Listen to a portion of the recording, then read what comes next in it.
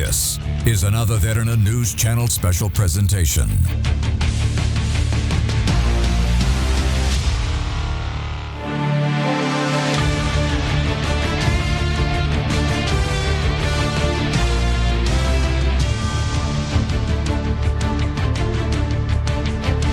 My opinion that they were going to attack first. They were going to attack if we didn't do it.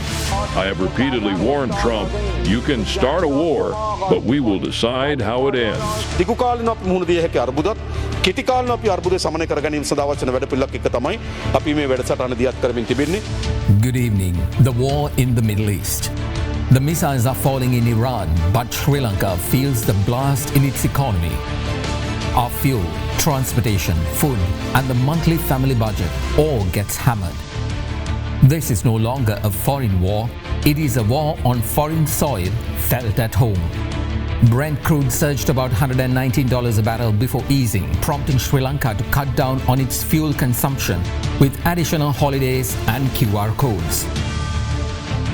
It seems like we live in times when the world sneezes, Sri Lanka catches the cold. And this is where we seem to be getting it wrong. We are still reacting after the problem knocks on our door. Emergency spot purchases, emergency tenders, emergency holidays. That may manage the pain for a shorter period, but will it work and continue to work for the aftershocks? So tonight on this special report, we hope to get some answers to one hard question. What should Sri Lanka must be doing right now to ensure that we do not fall into every crisis the world brings on or fall victim to the errors of the world? For insights, analysis and opinions on this special report, we'll hear from the Deputy Minister of Industries and Entrepreneurship Development, Chaturanga Abesinghe, SJB Parliamentarian Harshana Rajakaruna, Leader of the Tamil Progressive Alliance, Parliamentarian Mano Ganeshan, former Minister of Health, Channa Jayasumana, Professor of Political Studies at the University of Manitoba in Canada, Professor Radhika Desai, Geopolitical Analyst and Strategic Advisor on Security, Asanga Abe Gunasekara, Economist and Team Leader at Center for Poverty Analysis, Dr. Roshan Pereira, and Global Business Cycle Analyst, Dr. Kenneth De Silva.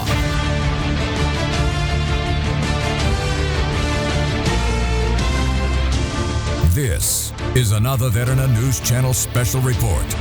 War Beyond Borders, the global impact of the Middle East War. Live, reporting now from Studio 24. Here's Mahesh Jani.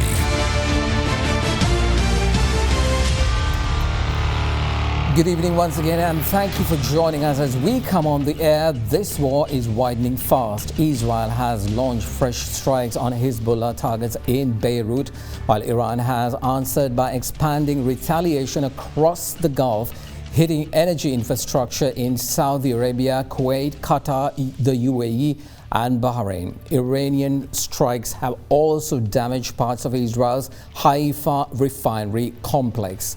Now, this is no longer a contained exchange. It is spreading through the region's oil, gas and security arteries.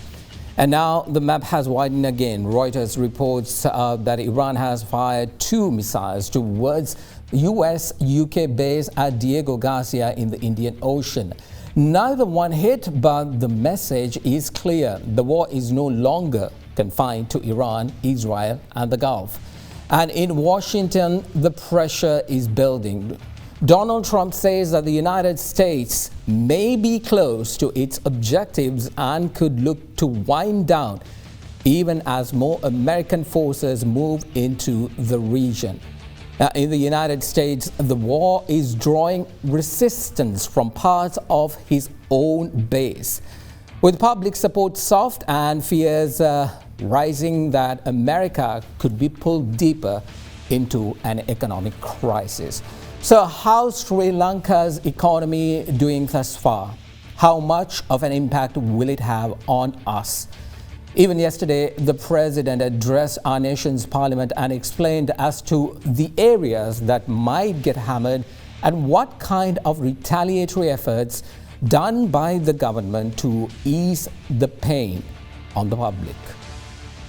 Sri Lanka's economy may be miles away from the US-Iran conflict, but the impact could soon be felt much closer to home in transport costs, food prices, and daily expenses. The biggest and fastest impact will be through fuel prices. With global oil prices rising toward the $95 to $105 range, Sri Lanka's fuel import bill could increase by an estimated $400 to $800 million annually. For households, this translates directly into higher transport costs. Bus and three-wheeler fares could rise by approximately 10 to 20%. Private vehicle fuel expenses could increase by around 5,000 to 15,000 rupees per month depending on usage. This feeds into food prices. Higher fuel and transport costs increase the cost of moving goods across the country. Essential food items could rise by 5 to 12%. Imported goods, including wheat, milk powder, and sugar, could increase by 8 to 15%. Electricity and utilities are also affected. As fuel costs rise, energy generation becomes more expensive. If global prices remain elevated, even healthcare costs may feel the pressure. Sri Lanka relies heavily on imported pharmaceuticals. Medicine prices could rise by approximately 5 to 10%, driven by higher import and shipping costs. Beyond households, the wider economy also faces pressure. Sri Lanka's import bill could increase by up to $800 million, mainly due to fuel. Exports, particularly garments and tea, could see a reduced global demand. Export earnings may fall around 3 to 8%, equivalent to roughly $400 million to $1 billion. Remittances, a key source of foreign exchange, are also at risk. With over $6 billion coming in annually, largely from the Middle East, even a 5 to 10% drop could mean a loss of $300 to $600 million. Tourism may also slow down due to global uncertainty. A 5 to 15% drop in arrivals could reduce earnings by $150 to $400 million. Despite this, the Sri Lankan government is ensuring only minor inconveniences, insisting that the ship is sailing in less than choppy waters. මේ ප්‍රශ්න අපිට විසඳාගත හැකි ඔබගේ පැත්තෙන් ඉටු කළ යුතු කාර්යය ඉටු කර ගැනීම සඳහා කරන ආරාධනය තමයි මට ජනතාවට කරන්න තියෙන්නේ. So what can be done to lessen the impact of this conflict? Professor Radhika Desai at the Department of Political Studies, University of Manitoba, Canada, says there need to be more proactive measures made. To try to find, obviously, engage with China, start building alternative energy, start making sure that your supply lines for things like food and fertilizer are not that long. I think these are more important. And also, more generally, I would say, of course, Sri Lanka should also be taking part in a worldwide effort to try to, the third world generally should be taking part in a worldwide effort to condemn this war. In total, the estimated impact of this crisis is not a small matter, and there must be a more cautious approach to the months ahead.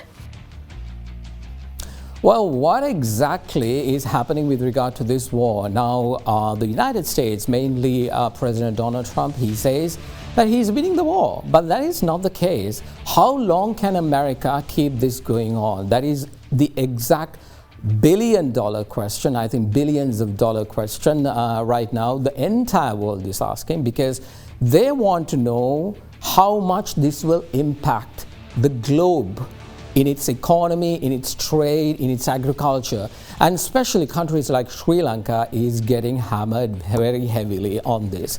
It might actually reflect as we go down in the months to come. Now, I want to give you a breakdown of why exactly Sri Lanka might be on the firing line. Now, there are three maps that I want to talk this evening about. Now, the first one, let's take a look at the oil and gas fields within the Middle East. Now, this is very important because this is why Sri Lanka currently is in a crisis, because we heavily depend on oil that is coming from this particular region. Now, if we go a little bit close to this region, this is the entire Gulf. You can see Iran, Iraq, Saudi Arabia, the UAE, Oman, and Pakistan, which starts the South Asian region. So in this particular field, there are so much of oil fields. I think around 30 to 34% of oil, global oil production occurs right here. Now, in this area, you can see the South Pass gas field. This also brings in a lot of gas, which is methane. Natural gas that is coming from the earth is being refined in these areas and completely changed into liquefied form and distributed all around the world. Now, gas is also very important to Europe, while oil is important to this part of our world. Now, why I want you to focus on the oil fields is the next map. Because if you take a look at the next map, you see the exact spots that American forces and Iranian forces attacked. Now take a look at the areas in blue. Those are the targeted areas by American forces. What did they do? They went to Tehran, they took out the leadership, that's one of their targets. They said they are going to do it, they did that.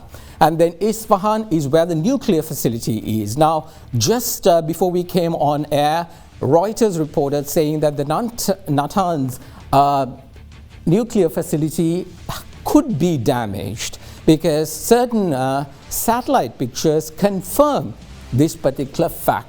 So Iran, in retaliation, instead of going into the army bases, they started attacking all the places of oil fields that are refining oil, that is particularly providing oil and gas to the rest of the world. Now, one particular area, the recent attack that happened at South Pass gas field, which I spoke earlier on, that is very crucial because that is the only place that creates, I think, 20% of global gas requirement. So just imagine America and Israel actually took out the area where the South Pass gas field, the one that is under control of Iran, that particular area Iran took out by attacking. And then in retaliation, Iran came and attacked the gas field, gas center in Qatar. And that kind of blew the whole thing apart. That kind of gave the United States a warning saying, listen, you guys have to really stop this game because it is not working. If by any chance the world stops around, having 20% of gas, that's going to be problematic as well. Now, even President Andrukumar Dissanayake, when he addressed the parliament, he said that apparently Fujairah port is where we will be getting our crude oil. Now, that particular fact has also been slowly being delayed because we are not be able to bring oil because that particular port is also closed at this moment. Now, there's one particular area which gets a lot of focus these days, which is the Strait of Hormuz. Now, why the Strait of Hormuz takes a little bit of interest is this is the place where where basically the entire oil that comes from Iran, Kuwait, Saudi Arabia, it gets transported into the Persian Gulf and it has to come out of the Strait of Hormuz to the Gulf of Oman in order to be distributed. So that particular fact is that particular strait is very important. Now, what is Iran saying? They're saying, listen, you guys are not doing what we want you to do. You are not coming to the negotiating table. You're not having conversations with us. So because of that, we're going to attack any ship that is going to pass that particular Strait of Hormuz. The reason for that mainly? Well, the reason for that is Iran understands that they can't militarily defeat the United States or Israel due to distance reasons, regional reasons. And because of that, they are going to choke the Strait of Hormuz. That would actually impact global oil production and also oil supply. So that's where we come to Sri Lanka. How the Iran war impacts Sri Lanka. Now that is perhaps again the billion-dollar question. Of course, if the war continues, Israel says at least for another 3 weeks they will continue the war. United States looks like they want to get out of it. So what's happening right now? If by any chance, if it continues, these are the risks. We are not saying this might happen for sure. We are saying it has the possibility of it happening. Definitely surging fuel prices, that is already happening right now.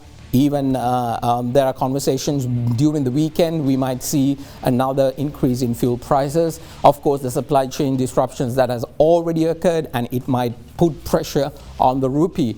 What could get worse? This is the worst case scenario. If things does not go as per plan and it continues for a longer period of time, well, then we might be looking at long power outages as well, if by any chance we are not able to get fuel supplies for our energy development.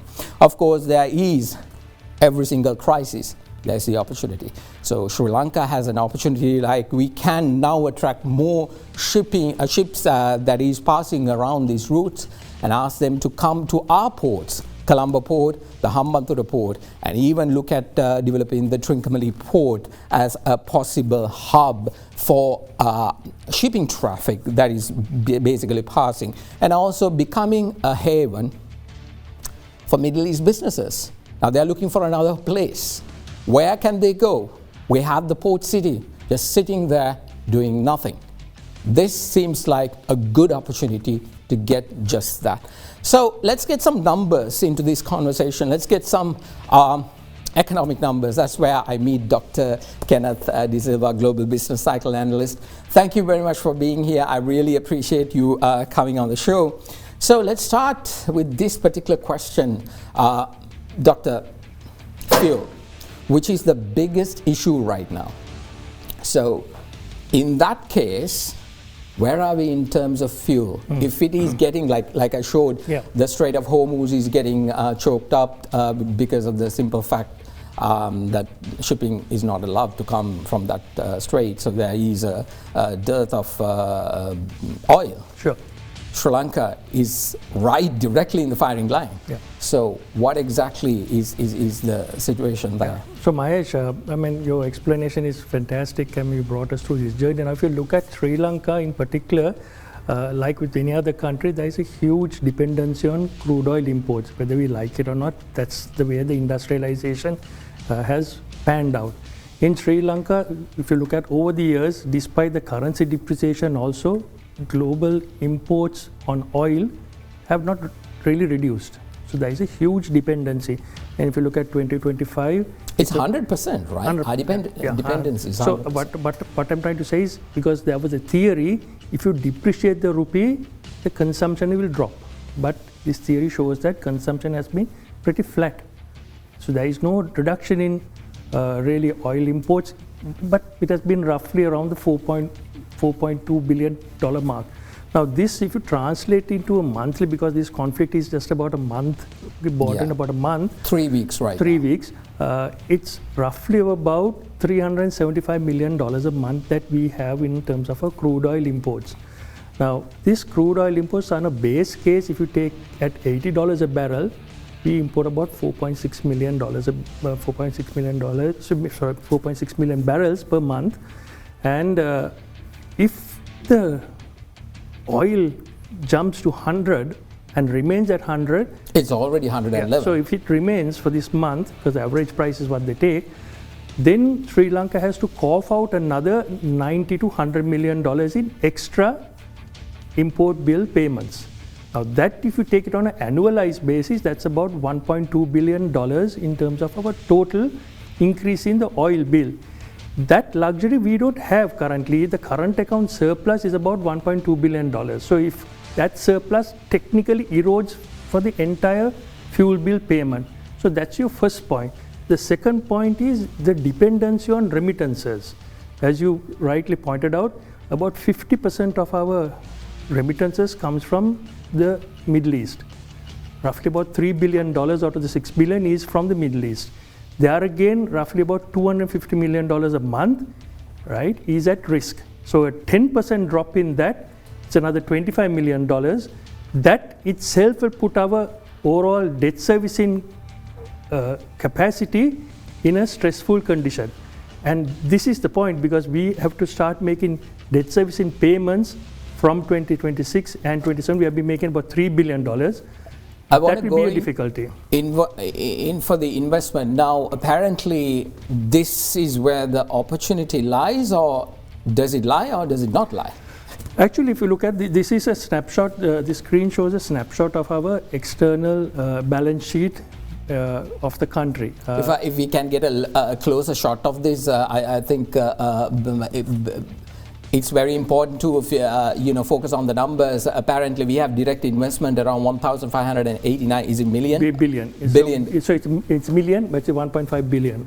Or 1.5 billion. This is in 14 billions of liabilities. Yeah. That is back in 2023 and 2024, 1.6 billion, 16 billion in liabilities. So portfolio investment is around 174. That's actually low. So that is a cumulative of the last. So 20 explain years. this to me. Why exactly do you want to talk about this? So this is a very important point because actually all our debt servicing, particularly the external debt, is recorded in this balance sheet. As you can see, there is 68 billion total liabilities. Yeah. Right. So 68 billion total liabilities basically shows that our balance sheet is heavily skewed towards current account deficit financing, and that is where the biggest risk is, because over the period, if you look at over the last 15 years, this external balance sheet has deteriorated more than 3 times. It was around 18 billion negative assets. Now it's 68 billion, right? So fairly scary because a 53 billion negative asset book, which means that our liabilities are greater than our assets. Any rupee depreciation will cause our fiscal to bear this extra burden. And as a result of the oil price shocks that we may have, we may find the rupee also at risk. This is the biggest concern that I have looking at the national balance sheet, because the external liabilities have increased despite what the IMF has come and structured. That is the funny part, because the managing director was here and he said amazing recovery, and even the spokesperson yesterday in Washington said that apparently we've done so well. But if we have done so well, how come we still have fuel lines and we are so vulnerable, so vulnerable? It's not like India or it's not like the other countries who can take a little bit of a hit, despite the fact that the entire world is having kind of a crisis. But here we have the first crisis, boom, we're sick. Our entire economy is really on the fence, do not know which way it might go. If there is another crisis that might come, I don't know what will happen right now. So persistent current account deficits is what I was trying to tell you, has resulted in us creating greater short-term liabilities, which means that we are in a very delicate situation and a stressful situation currently. We are not in a crisis as yet, because we have to watch what this war will really pan out to be. But nevertheless, it's a concerning factor. Coming back to the IMF, if you just go back to the stock market numbers, I think, hang on. Fuel imports is there. This is the CSE inflows, of course. So what you can see here is, I mean, if the stock market is a barometer for investor confidence, then the foreigners looking at Sri Lanka have lost confidence by looking at this chart. But 2026 is also negative. But in 2025 we have like the highest amount of outflow. Negativity. Yeah. So outflow means, I mean, foreigners are liquidating their stocks and repatriating their funds. So there is another dollar outflow that is being caused despite the IMF reassurance that the economy is doing well. So the question that we have to ask is, if the economy is doing so well, why are foreigners pulling out? So this is the kind of rationale that we have to kind of figure out here, because there is no fiscal space and there is no fiscal incentive for the government to attract investment. We are facing this situation, and that's shown in the external balance sheet as well. All these cash flows, these numbers ultimately end up in the external balance sheet. Right? Yeah, indeed. I want to go in for this as well. The balance of trade, the monthly overview that which you have brought in. Explain to us why this is important right now. Yeah, so as I said, if you look at our total trade, merchandise trade, particularly within the current account, we have been running persistent deficits. these deficits are primarily driven by consumer imports, around $3.5 billion to $4 billion at a time, and that's dragging trade down, including our terms of trade.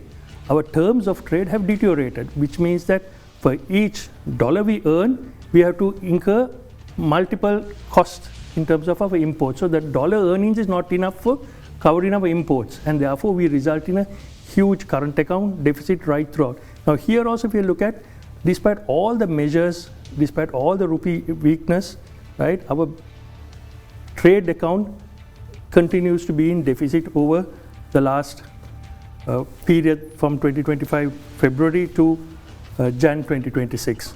So what exactly does that translate in terms of if our trade balance is so, Yeah, so what happens with there is a trade deficit, ultimately the deficit has to be financed. Yeah. That the gap is financed from, so printing issue comes into play. Not really, actually it's external revenue. So external revenues have to be then managed.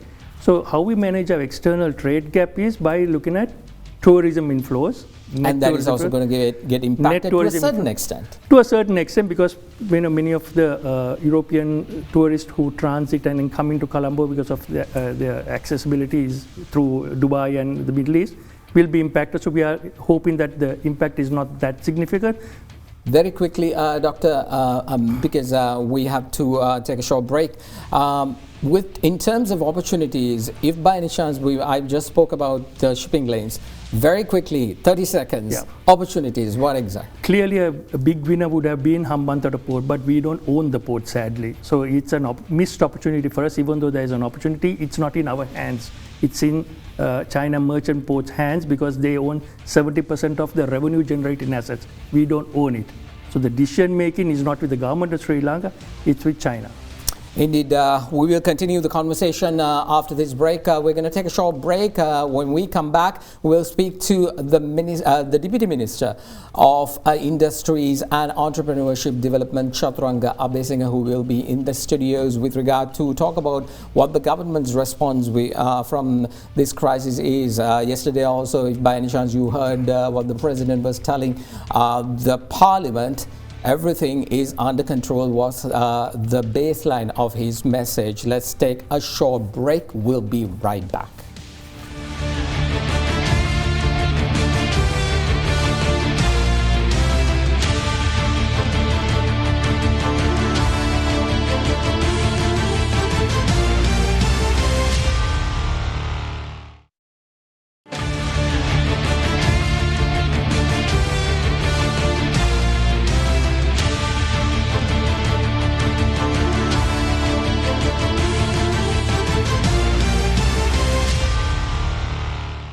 Welcome back, everyone, to our coverage on the Middle East crisis and its effects to Sri Lanka.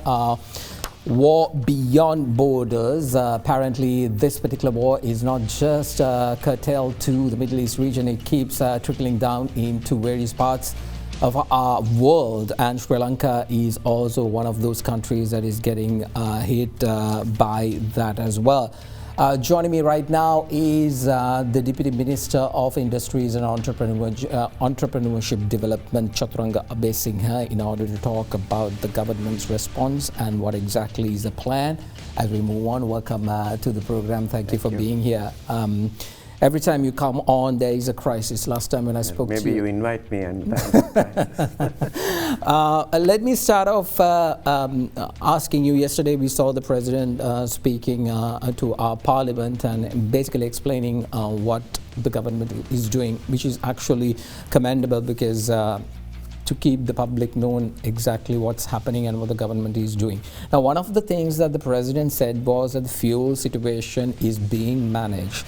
13 or 14 ships are supposed to come in with fuel into the country, and we are expecting them to come. Only crude oil seems to be the one that is getting a little bit of a delay, but that also may... What kind of guarantees does that have? Because we know that we're supposed to come, but then there could be some kind of, mishaps that could happen along the way.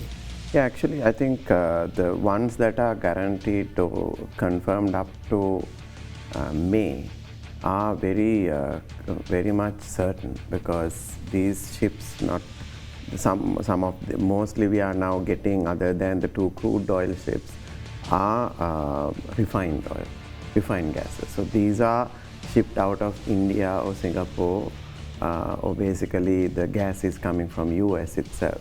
So we don't see a huge risk on ports. But in terms of how things will go along, like how the war is getting extended beyond the region also, there always is a risk. But at the moment what we are seeing is the suppliers have, we have been discussing very well, and the suppliers have confirmed that their ability, and they have the stock. It's a matter of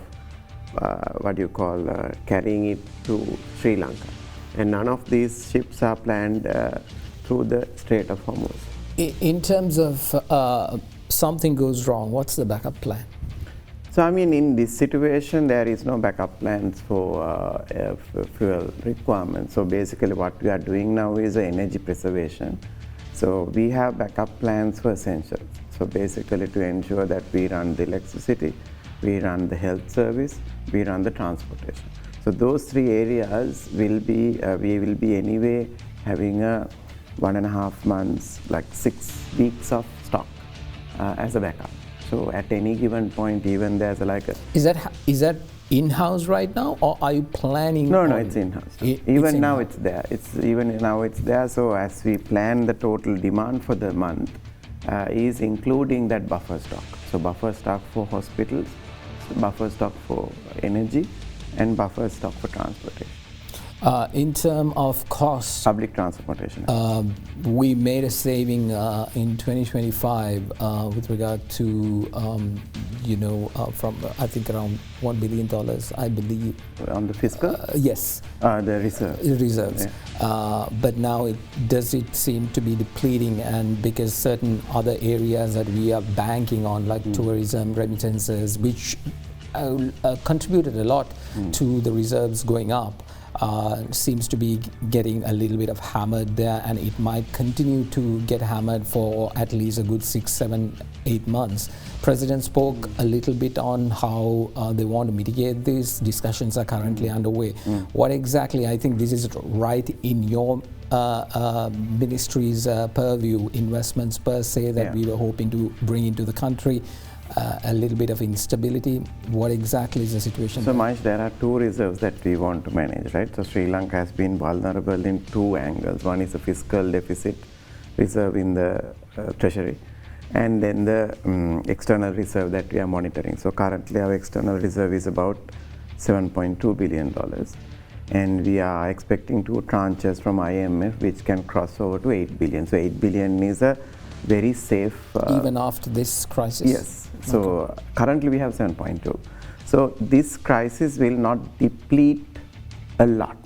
What would deplete is because as much as we might have certain drops in consumption on some of our exports, like for example exports that are consumer driven and exports that are high-end exports, there will be a drop in the demand. But majority of our exports are into crops and food related items. So therefore we don't see a major drop. I'll give you a very simple example. Even within this 14 days, there is no drop in the exports to Middle East on tea. I mean, we're happy to see that. So the auction has not dropped, the prices have not dropped. The exporters have found various alternative ways to send it. So we don't still see a huge risk of drop in exports. We still haven't seen for the last 14 days a drop in remittances from our there's about 1 million workers in the So at the moment we don't see a huge risk in there will be a expenditure escalation. For example, the fuel outflow for fuel will be about 400 million additional. But at the same time that's going to compensate through tourism. And will tourism come as you expect, because this year is around 3 million? Mahesh, if this thing continues across the year, yes, there is going to be a drop. But anyway, from March onwards, it's a tailing off in tourism. So we are basically going down. So there won't be a huge hurt. If you take March, we've lost about 60,000. When are you expecting it to pick up again? So in general cycle, it has to pick up again in July. So basically we have this window with the expectation of these things will ease out. So that's why I said, even if this continues for the entire year, yes, obviously most of our exports and industries, and I mean we will have to face a global economic recession. There will be impact of that. But at the moment we don't see any risk of the reserves on foreign currency, because we are now expecting another 800 million from close to 2 tranches from it is about 600 million, 2 tranches from IMF and $620 million from World Bank and ADB. So that's these are all coming in, the tranches of course before June. Before June, okay. I want to get some response from the opposition. They have they made certain comments with regard to how the government is handling this crisis. Let's take a look at what Harshana Rajkarna, the parliamentarian from the SJB, had to say. The opposition, when this crisis was heard, we did ask the government, actually the opposition leader asked the foreign minister, and what the government response was that there won't be any problems. We are not affected, that the war is between US, Israel, Iran, and we are quite safe and we won't be troubled. But the opposition did very clearly mention that there will be an impact, and a drastic impact, and they were ridiculing the opposition leader and all of us. Well, the opposition is of the view that apparently your estimation of this particular crisis is very shallow, and that you are not looking into beyond what would happen. How do you respond to that? No, I think yesterday President also clearly explained we were extremely aware of the situation, even from how to handle the communication, global communication, into how to handle the possible fuel crisis, because we don't see any other crisis even now, as I explained. So for the fuel crisis, what the government did was that, knowing that there will be risks in the long-term contracts that we have, because if our long-term fuel contracts are running, we don't have a problem. So since there was a threat, we floated another tender by 5th of March. So now we are getting 8 more vessels. Now by 17th we opened the tender and we have awarded that. So that is the level of work that the government did in terms of preparing for that, and we were watching very carefully how things were moving, so that we introduced certain measures like work from home, moving into a quota system, QR system. All that was planned. But as per the opposition, yes, we all know there is a threat. But as government, we need to give confidence to the people. Until they won't have to make a change, we have to keep building confidence on people that we have to continue the economy. The difference, Mahesh, here is the entire strategy of the government was to ensure there is not a single day or hour of economic loss. Now we are happy to, I am happy to say, as Deputy Minister of Industries, even with this chaos for the last 20 days, we didn't stop. So that's the beauty of this, right? So there was a plan. But there is some kind of an impact to the economy because of this crisis. So we might be taking a hit. So you can't necessarily say that there is not going to be any kind of. Of course, there is going to be impact, but would it impact people's today's production and daily livelihood? Since it's not there, we don't have to warn people. Fear people. Government is to give confidence and manage the risks. So what we are seeing now is we will also, we communicated yesterday also, there's going to be a possible increase in energy prices. There's going to be a possible increase in fuel prices. That's the expectation. And then the inflation will go up. And certain communities will have difficulties. Certain industries will have to, cut down their production. So these are very well anticipated. That is why the government is saying our entire strategy is to have a continuous supply of energy, continuous, that is in terms of fuel and in terms of electricity. That is our strategy. But what cost, the world will decide, right? And at the same time, at that point, what we need to do from the vulnerable communities to SME sector to industries, we have clearly delegated that to 4 committees in the cabinet, and they are looking at what kind of alternatives, how do you use the buffer in the treasury to benefit. I mean, only way that we could ease out this pressure is by, reducing the cost of living, or, and supporting the targeted industries or sectors, and that is what government is preparing for now. Is the government is of the view that the public should take a little bit of a hit on this particular crisis that is happening thousands of miles away, and Sri Lanka is a victim of that, and because of that the government is expecting the people, well, prices will go up, things will happen, and there's no option other than that? Yeah, there is no option other than that. So the only option is how much of that cost can be borne by the treasury. We know historically what Sri Lanka went through. I mean, you and I have discussed why we came into crisis, because the treasury absorbed so many shocks, and we went to debt, and then we got bankrupt. So at this point our policy is extremely clear. CEB and CPC will not make losses, right? And if it needs to be absorbed, the treasury will absorb it. And how much treasury will absorb is to the point of, the extra cash that we have, and to the point of the maximum debt we can borrow. So beyond that we wouldn't go. So government will take a proportion of the pain, and the people will have to share the portion of government. When you say the government would take a proportion of the pay, it's still the people's money. So it's still the people's money. Yeah, it's a treasury, when you say government. Exactly. So one is, for example, if you say... So from taxation, one end people are paying, and then the price increase, people are paying again. So whatever said and done, it is the common man who gets hammered again. That's natural, no?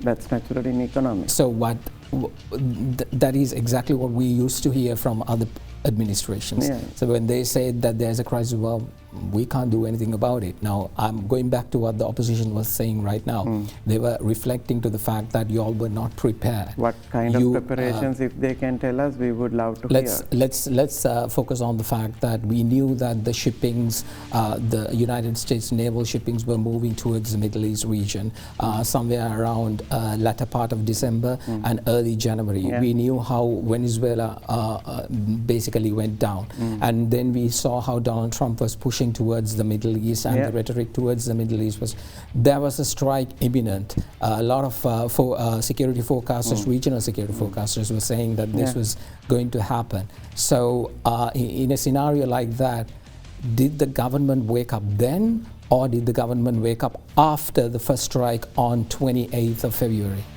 No, I think the preparation for energy has been there for the last 1 year itself, because we know we are not a secured nation. We know our energy security is so weak. Now I'll give you two examples. One, I mean, many discussions about why we need to privatize energy. Now today, CP is playing the game, Litro is playing game for the people, right? If those two entities are not there, we are doomed by today, right? So we secured those entities, this government, and ensure those are strengthened. We will ensure that the long-term contracts are made in terms of fuel supply and gas supply.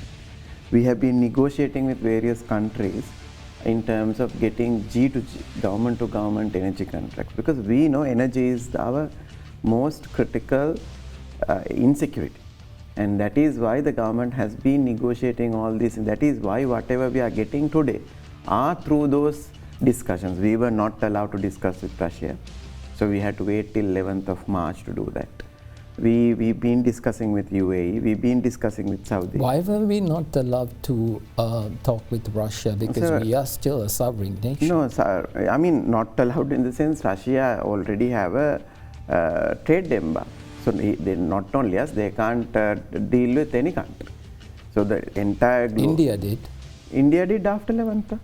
Even prior, the Prime Minister said, sorry, we are not going to. No, they are not going to stop. Yeah, exactly.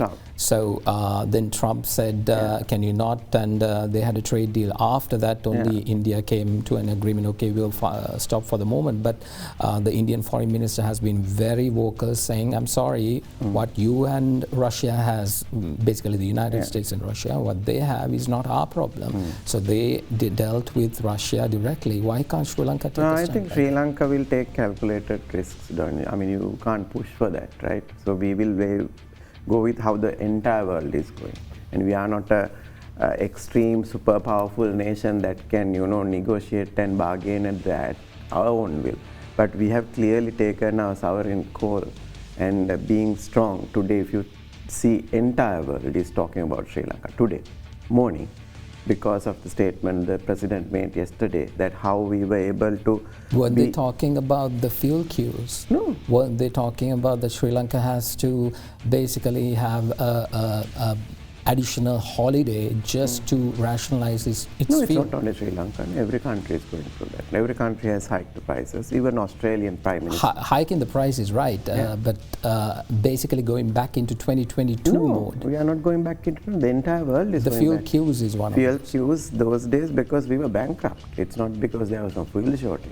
Now, if you say the Prime Minister of Australia is pleading to the nation, saying now we need to save energy and we need to take precautions because how things are moving is not in the right direction. Now, if you can ask, didn't Australia see this coming on 20th of February? Right. So now every country is reacting, of course, because when things are secure, things are stable, things are contracted, we anticipate that to happen. But we take precautionary measures on the periphery that we don't have to necessarily make, as a government, to make a rush with public to panic the industries and the entrepreneurs and the investors. Now what has happened now is things are escalating, so therefore we are getting cancellations of events, cancellations of certain things. Why? Because people, the air cost is going high, so people are feeling it now. So that's how the entire world is reacting. I mean, it's very unfair to say that whether Sri Lankan government was delayed or something like that, but every government is looking at the circumstances and making decisions. Let's hear another question from one of our opposition parties, Desarvajana Balaya. He is the former health minister, Dr. Channa Jayasumana. This is what he had to say. Let's listen into that. As far as we see, the current issue is maybe extended for another 4-5 months. So if government is not reacting in proper manner, the whole country would be in a disaster in a couple of weeks' time. So please declare the real situation and face to the problem. So what they are saying is that this might not be shut down very soon. Israel is saying 3 weeks of attacks are planned from now onwards. That is going to put us somewhere around in mid-April. In case Iran retaliates further, we will be looking at a whole month of April too. So let's put that into perspective. It's a scenario. Yes, scenario. March, well, already it's winding up. April, the New Year month, basically Sri Lanka may have to go through some very tough times during that particular period. And then going into May, June, July, those months, how is the government's financial aspect of it? How is the government's investment portfolio on it? And how is the government's resources on it, especially with regard to fuel? Are we okay? So I think it's a fair assessment to see that this war is going beyond what was expected. So what we are seeing is securing 3 months ahead always. Now we have energy security up to May end, and we are not stopping. So we have over-ordered energy in terms of fuel. So we see that we will have to continue that level of precautionary and over-ordering until this war continues. So the risk here is if the Strait of Hormuz is stopped and 20% of the world oil will be stopped at that point. But looks like it, not Sri Lanka, but the entire world can't tolerate this thing. So that is why we see today morning the Iranians are very clearly saying any country other than US can trade with Strait of Hormuz. So that's a brilliant change in terms of context. So what we would see if the world goes into recession because of this war, it will continue. Israel will keep attacking Iran, and the two strategies are very clear, right? So Iran and US wants a regime change. Iran wants the global economic instability. That is the two goals, and they will continue to do that. So as long as oil is transmitted, the only fact that the premium will go high. So the cost escalation, and there will be inflationary impact. Other than that, we don't see a crisis of country coming into halt or anything like that. So basically, even this war escalated, what we have to face is a global economic recession. That means a global inflation, a global reduction in consumption, and how it would impact us. For lucky, I mean, since that we have worked very hard over the last few years, Sri Lanka has a +8 billion reserve, and it will keep continue to grow because the sensitivity of tourism and exports are very low. The real impact that we are getting is the 8 billion remittances, right? Because tourism also, if you take 3.2 billion is what we get, but if you, last discussion we had, the net impact of tourism is probably less than half. And if you take apparel, right, we export 5 billion, but we import 3.7 billion. So basically, the impact of trade is low. So what we really want now is to ensure our foreign inflows are coming through, and the FDIs are coming through. And also now there's a great opportunity, Mahesh, also because of this crisis now. That's exactly what I want to talk about. Now you just said the FDIs. Now, what exactly is the government hoping to get from this? I understand that lots of analysts are saying, yes, it is really bad to see what's happening in the Middle East, and we should be through humanitarian efforts and also in terms of diplomatic efforts, we should be talking towards ending that particular war and bringing it to a standstill. But Sri Lanka also needs to think about its development. This opens up certain fields of avenues where we can actually harness the businesses of it. We've been talking a lot about bringing in investment to Port City. Now this seems like an ideal moment where we can go pitch that particular place for that investment. So what kind of conversations are you having, your ministry is having with certain investors out there? Because last time when you were talking, you said that a lot of investors were interested to come into Sri Lanka this year. So what exactly is the status? So current status, if you just talk about the Port City, why it becomes important is we have been pitching Port City as a politically neutral location, and now it's getting proven. And the actions that the government took over the last 2 weeks has also proven that Sri Lanka remains a sovereign nation with, its strength in taking stances. So last week when we checked, there's a 4.6 billion worth of funnel for Port City. So that's a remarkable achievement in terms of the total portfolio being 15 billion, the total amount of. So now the laws are clear. We made 2 amendments to the Port City Act. So that is also made people attractive. At the same time, now we have approved the digital nomad visa. So now people who are in the Middle East can come down into Sri Lanka and start working. So yesterday or day before, I heard 2 startups moving already from there to Trace City. So basically what we are seeing now is, given the they're moving to Sri Lanka. Yeah. So because now we have a good startup ecosystem. So Port City alongside the startup ecosystem, some tech companies can immediately shift. But do we have the infrastructure? Yes, we do. So we are building certain, now for example, it's not the government who's building, it's the private sector who's building. So the Orion City to Trace City to Hatch, there are various other tech things are coming up, and government has approved a 600 million rupee investment for 3 tech parks that was stopped over some time ago. That is in 3 areas, one in Kurunegala, one in Kandy, and one in gold. So I think these are the things. But at what you asked, we were a little proactive as well, because we were pitching this same thing. I mean, myself went to the Middle East 1.5 months ago. So what we basically pitched to the stock exchanges, Sri Lanka, along with the port city, has that opportunity. So we built those contacts. Now we are getting inquiries. In terms of talking to those businesses and ensuring that Sri Lanka can provide the basic infrastructure that these investors are looking at. We've also been talking, I think last time when you were here, we spoke about the indicators, how we have to keep improving those indicators that the investors are looking at to make sure that we can come up on those tracks. How is this crisis going to impact financially?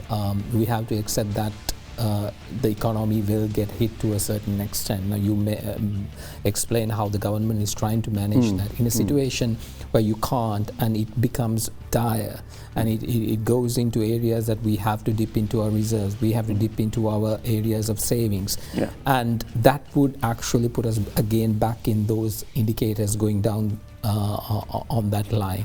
So how are we going to tackle that? Because we have to, the promise you made to the people is to develop the country by 2029. You're going to basically fulfill the promises you made, but you did not say that, sorry, we will only do it if there's no crisis. You accept the fact that despite what kind of crisis comes, you will do it. So what is the thinking there? Because right now we really need to think beyond this 2, 3, 4, 6, 1 year.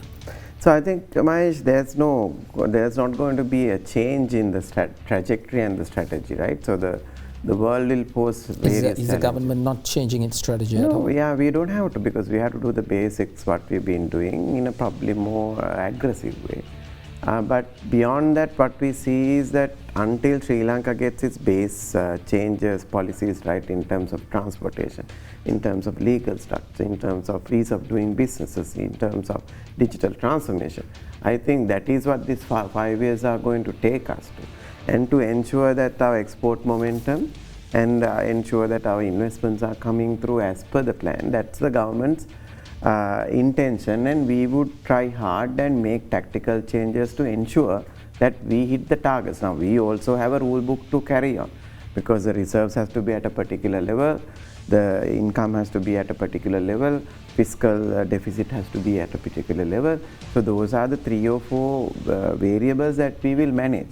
So in that, we would expect the entire nation to understand the situation. So if it was a trajectory that we took in 2025, it would have been very much achievable, because even last December we discussed about DIPA, but we proved that even with that we reached 5% economic growth, right? So that is the level of economic momentum we have. So I don't see that we have to be very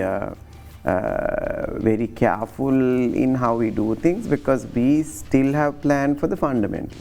And those are things which will not have much of impact of the global crisis. I think the reserves in terms of exports, reserves in terms of tourism are the 2 probable risky areas. If we can manage those 2, we'll be fine. Pivoting from those areas to new areas, what are the key areas that the government is now thinking, let's attack aggressively on that particular front? Not exactly, not due to this. We've been attacking certain areas very predominantly. For example, digital economy is something that we've been pitching. The mineral policy is out now, and there is a lot of interest that is coming through. SOE restructuring is going to come through, and public partnerships are going to come through. Transportation sector and the shipping sector, I mean, we discussed these things. These are areas that's going to be pushed, and probably the global setup now is probably will help these things. For example, Hambantota becoming a hub, probably on aviation routes being changed. I mean, historically, Middle East has been the aviation hub. Now the Katunayaka port is doubling its capacity. The Colombo port is doubling capacity. So we feel that given the strategy that which we were driving, that is a location as a strategy, that was what we were driving. Sri Lanka as a hub, location as a strategy. I think what's happening around the world poses a better chance for us. Talking about location as a strategy, President yesterday talked about America, the defense agreement with America, and that we are no way will allow any kind of American forces to utilize any of our sovereign areas in this country, especially our ports. At a time of a war, yeah. At a time of a war. So, if by any chance America insists, since now there is a little bit of a fight that is going south of Sri Lanka in Diego Garcia, where that might also be into play with regard to the war. So if that is the case, if by any chance America pushes saying that they want to come here, they want to have some kind of an agreement where there are boots on the ground here, what is the government's right now? That's a no. Do you think this time with a president like Donald Trump, it doesn't matter, because we will stick to the stance. That's what President clearly said. Because then we have to think about China, then we have to think about India, we have to think about US.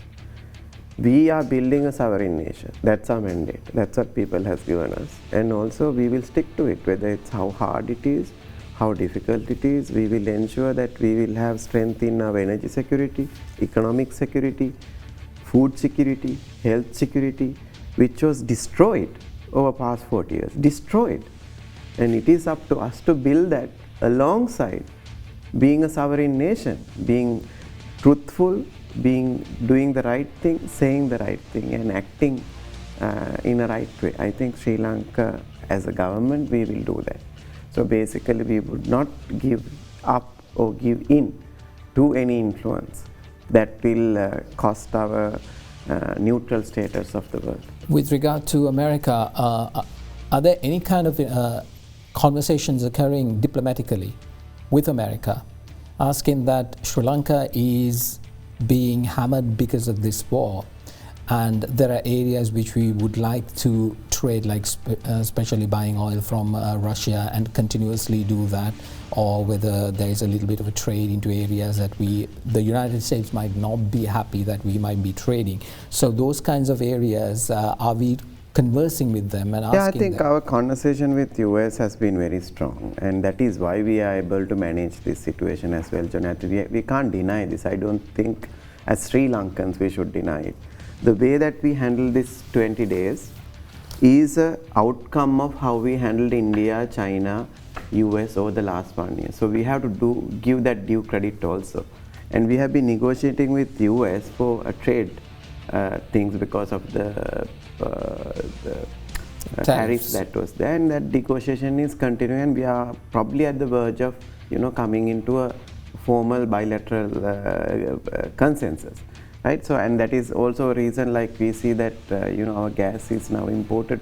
So Sri Lanka will continue its negotiations with all the countries as long as that it is the countries, for example, there are countries that are powerful, right? With those countries, we will negotiate on the merits.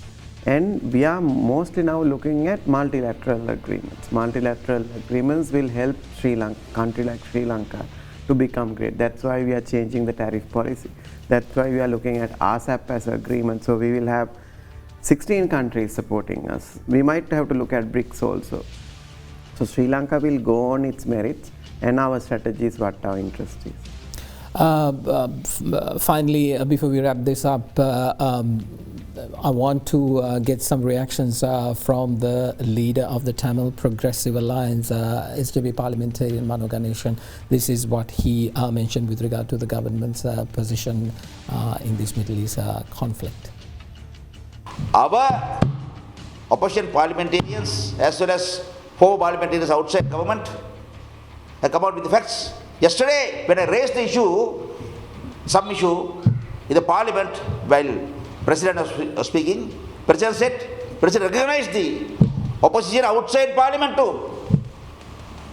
When I raised the issue, he said, there is opposition outside parliament too. It's good recognition. Opposition is not only in the parliament, outside parliament also. We have a campaign. including SJB, SLPP, SLFP, TPA, all the parties coming together.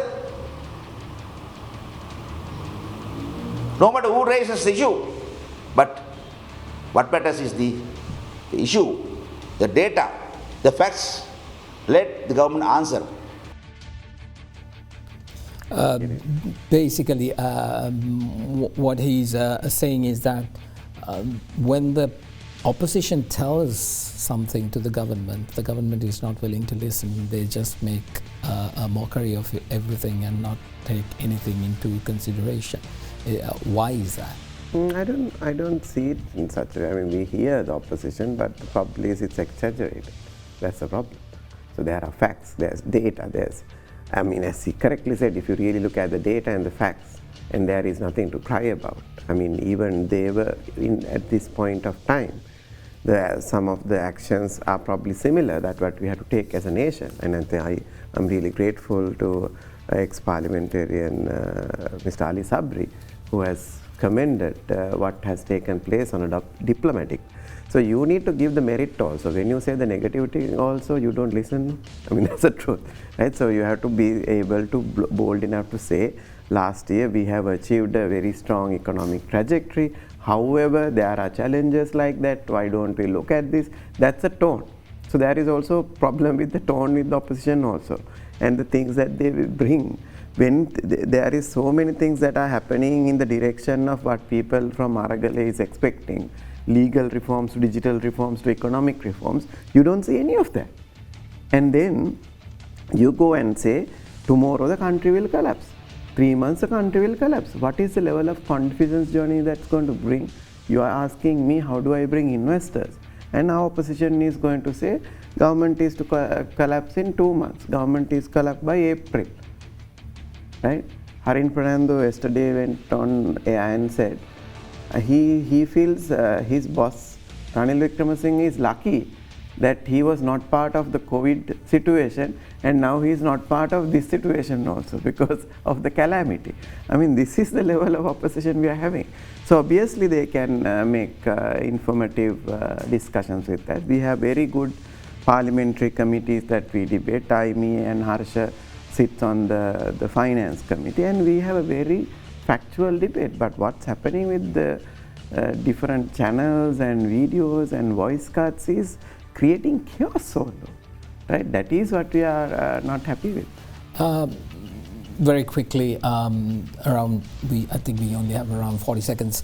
The fuel issue, we still see queues in certain areas. When do you expect that to go away? I think fuel queues are going away because there was a kind of a rush for the last 2 days. Now people have filled their tanks. I think there was a little bit of overconsumption as well, because who never traveled now has filled their tanks. So things will ease out with I think from this Monday onwards, there is a alternative days you can pump your fuel, and the rush for the industries to take fuel has also eased out. So I think we wouldn't see any types of queues going forward. And as long as the supply that is planned up to May is coming on time. All right, let's leave it at that. Deputy Minister of Industries and Entrepreneurship Development, Chaturanga Besinga, thank you very much for coming on the show and actually explaining the situation with regard to what's happening with regard to our country. Let's take a short break. When we return, we'll have more on War Beyond Borders, our special report. We'll be right back.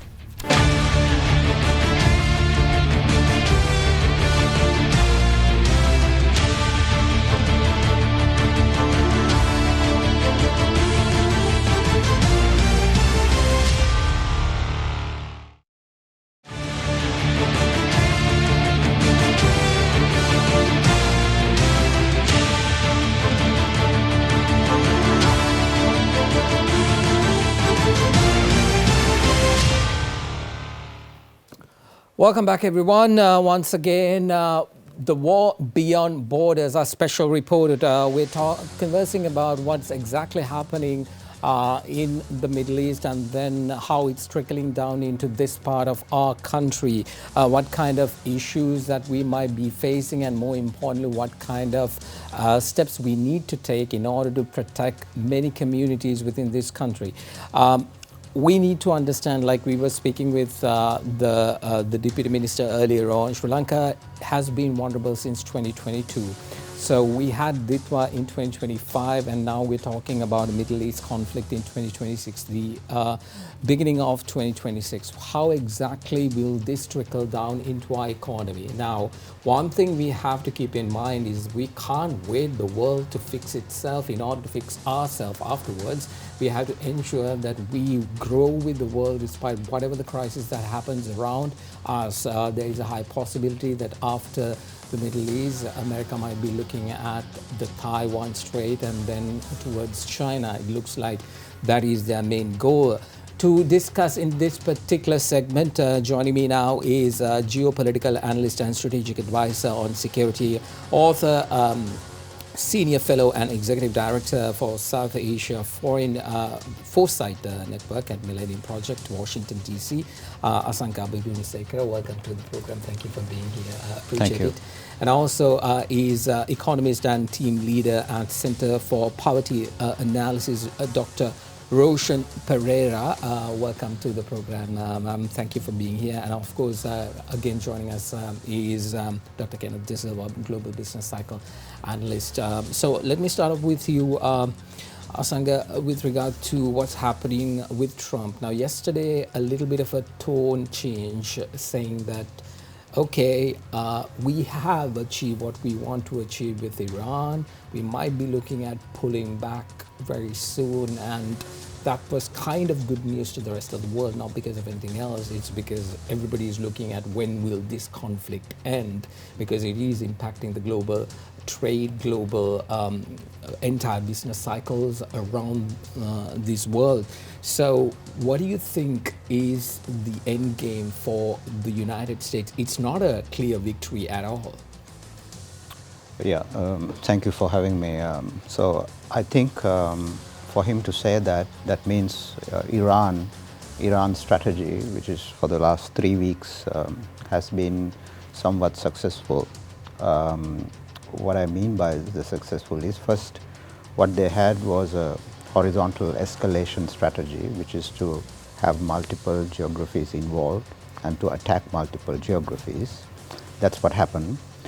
Then you have the step-by-step, if you look at it week by week, step-by-step escalation that's going on. And how I would frame it is a kind of an escalation trap they created by creating an energy crisis. Now, the energy crisis is felt beyond Middle East, our country as well as many other countries, even Europe. So they successfully did that by shutting the biggest weapon they have, the Hormuz Strait, the choke point. Now, one has to understand when you're trapped in the escalation trap, it's pretty hard to get out. If you look at the historical wars which United States had, starting from Vietnam or Iraq or Afghanistan, when you are entangled, it could even get into civil war also in the ground, because Iran's geography, you have to understand, is much larger than Iraq. Population is larger. It's a very different context. Now, my new book, Winds of Change, I have captured the geopolitical complexity of the region and how it could, the big power rivalry and escalation like this can get into how we would suffer, the other countries like Sri Lanka or the Southeast Asia countries. Now it's happening to us. So one would think that there is a way, a policy prescription to get out of this, but there is no way of getting out of the issues that we are facing, because Hormuz choke point is one of the most vulnerable choke points, and it affects the entire world, including Europe, Southeast Asia, everywhere. So I think Iran has successfully done the escalation trap, and this is the reason that the US is probably because initial calculation was a quick hit and sort of, like Venezuela probably, that was the discussion at the beginning. I think the Trump's inner circle as well as the defense establishment, you would have the strategic community in Washington speaking about it. So when you sort of analyze what's going on in Washington, I think the best thing is to how do you de-escalate now, because that would bring relief to all of us, our industries, our people, that should be the strategy, because like you mentioned, NATO has mentioned that they want to get involved in it. Japan, Australia, most countries. Now, that means again, Iran has managed to create a strategic wedge between Gulf countries as well as the US. Now, how that is done is because the Gulf countries are also saying that we don't want to be part of this war. We never started this war. So I think so that strategy has worked quite well. Dr. Pereira, if I can come to you, I think we'll get some water for you. Sorry. Before that, but in terms of the vulnerable communities within Sri Lanka, because we are now talking about a war that is happening thousands of miles away. Now Sri Lanka, a country that is vulnerable, and now apparently any crisis that happens around the world, whether it's the whole world or part of the world, Sri Lanka seems to be getting hit from everywhere.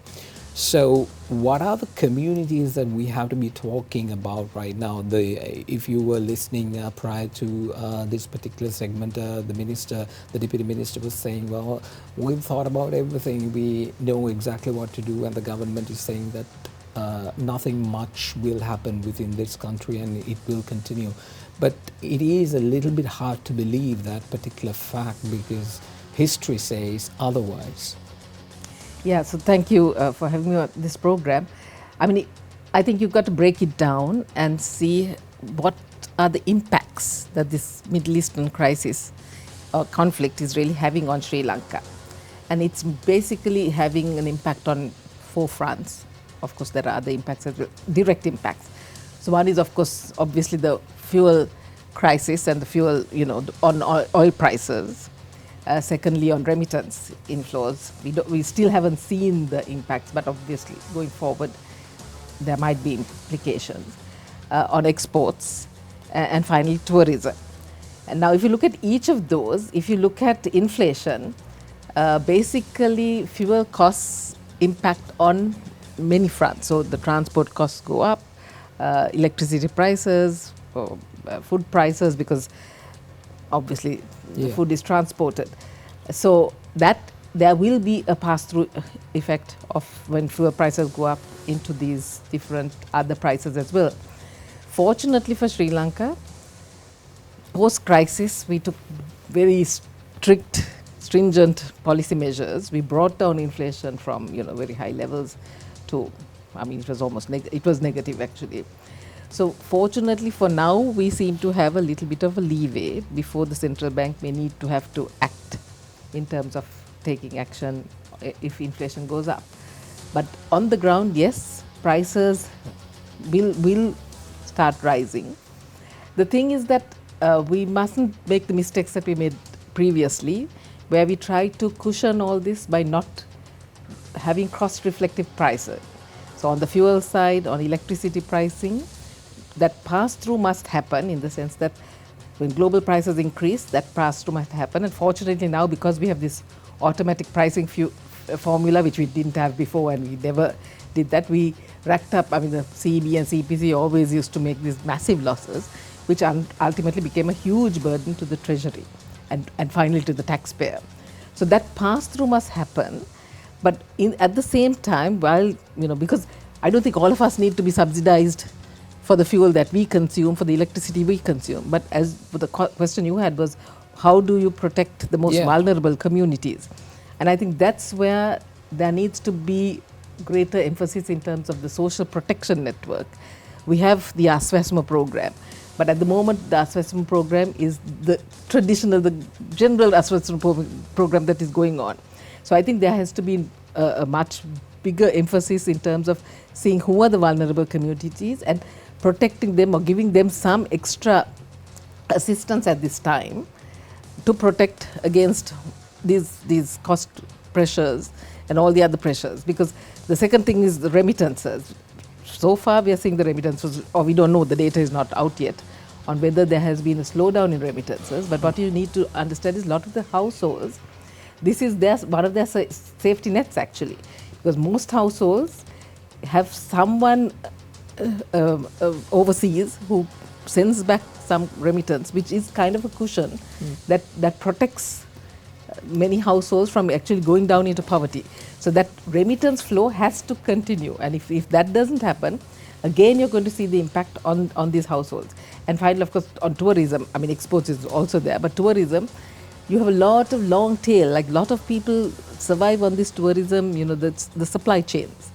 And if tourism gets affected, you could see all those, that supply chain also. Usually, Doctor, what has been happening in Sri Lanka is that when there is a crisis, you were talking about cushioning and providing these kinds of support to these vulnerable communities. But it is also essential in a crisis like this, because if not, these vulnerable groups, I'm just talking about the vulnerable groups, the low tier ones, they will get hit and they will come into a position where they can't afford daily income, daily wages. I mean, that would not be sufficient enough to basically act towards the expenditure they have. Every price will go up right now, electricity to water, to rent, to food, to everything. So these kinds of vulnerable categories, where do they turn to right now? Because if the government is saying, okay, sorry, now the minister's direct response to the country was, well, you may have to take some burden of this. How do you expect someone who can't take the burden anymore to take more burden? Yeah. So I think that's where I think that building those fiscal buffers, which was part of that IMF program, you know, building your fiscal buffers plus your external sector buffers. So here really, the good thing is the government had these cash. I'll talk about Cyclone Ditwa. When Cyclone Ditwa hit, because the government had these cash buffers, they were able to immediately deploy the relief and rehabilitation expenditure or to the vulnerable communities. Unfortunately, probably some of those buffers have been depleted because of that. But I think that is where, you know, we need to learn lessons from all this, that we need to keep building these buffers, because it's not protecting you and I, because we can, you know, somehow survive. But it's using and using these buffers at times like this and providing that assistance. But I have to say one thing is that we don't have data on the ground. That data and that information flow to understand who's vulnerable and ensure that even if you give some kind of assistance, that it goes to the right people. I think that is very important. So we need to use that information, you know, the administrative system that we have right up to the GN divisions to collect that information before a crisis happens. I think one of the things is that because we don't have that information flow and the ready information, we are not able to deploy some of these assistance as soon as a disaster happens. I want to come to Dr. Kenneth De Silva with regard to, we were talking about trends within this world in terms of business cycles, and prior to this conflict, I think even prior to Venezuela, it looked like the world was going to have a jolly good time in terms of trade, in terms of economic growth. Basically every country was reporting good numbers, and this happened. Now it's going back into talks about recession is occurring. Even the minister was talking about recession. How do we balance that out? Because what happens in the world directly does impact Sri Lanka. So if so, then what are we to do, and what kind of steps should we be take here? Yeah, so Mahesh, we actually spoke about this on your program many times before also. We are currently seeing a new business cycle emerge, and this business cycle is what we call the long business cycle. In that business cycle, we have seen emergence of the Asianization century. which we have been talking about. Many scholars also have written about it. And the driving force in that particular juggernaut is China and the larger Asian neighbors like India, Philippines, etc. So that particular disruption is what we saw in terms of what Trump did in Venezuela. The primary reason is that the new industrialization cycle driven by Asia is nothing but AI-driven business cycle and robotics. Now, the underlying factor for most of these technologies is nothing but energy, data centers. And to secure those data centers, China, particularly if you look at the numbers, Asia will account for about almost 45% of the total, 40 to 50% of the total GDP in the years to come. And the biggest technology shift is basically to look at how these data centers are located and how that energy supply is part of this new industrialization. So that is a larger canvas, if you want to call it that. Now Sri Lanka has been dabbling with a lot of economic policies, and I'm going to come to Dr. Roshana's comment on inflation. We have not had a significant policy because our policies are predominantly 3 to 4 years. Because come the election cycle, we are again tweaking this, that and the other. We are talking to the IMF, they come and tweak the investment policy, the investment climate changes. I mean, you look at the stock market numbers are classic examples of after the IMF coming into Sri Lanka, we have seen more outflows than inflows. So people, the business confidence per se doesn't really support the argument that the IMF brings confidence. What the IMF has done is a stopgap measure to supplement fiscal outflows. And that fiscal outflow, which is a dangerous part, is it's driven to consumption. It's fiscal support. And the Aswasmu program is about $300 to $400 million, right? That is pure consumption. That consumption feeds into consumption imports because we don't have our domestic supply chains properly established, right? If you look at the import basket, right, which predominantly inflation is tagged to that the import basket, and once that consumption goes out of hand and when the consumer gets used to that lifestyle, there is no turning back. Classic example is milk powder. We import about $400 million roughly on an annual basis milk. We import potatoes, we import a whole heap of from sugar, 300 million, and the list goes on. So there's about $3.8 billion in total food and beverage imports. Now that is where the leakage happens in the economy.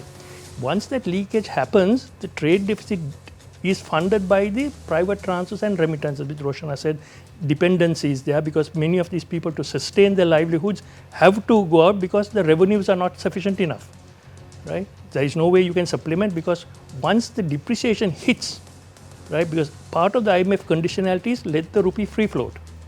You can't defend. Right? Even though central bank has been intervening in the recent past in the market, they have been buying dollars, we're not selling. If the rupee slides, you can't use reserves to defend the currency, which means that our total inflation is pegged to the exchange rate itself. No sooner the exchange rate is free float, as we saw in 2022 when the exchange rate depreciated by 70%, automatically inflation is 70%. So once you hit that high, that base high, year on year, you can't get that 70% growth, so you get a contraction in the whole price index, and therefore you get negative inflation. That's what happened. As a result of the negative inflation, we have a buffer now created because now inflation is 1.7% on an average basis. So what the central bank is looking at, okay, yes, if the Middle Eastern context, if the war or the escalation continues to happen, our inflation targeting is 5. So we are well within that space to manage this shock. That is a theoretical exercise, but the reality on the ground, particularly for Roshana and her team, is different.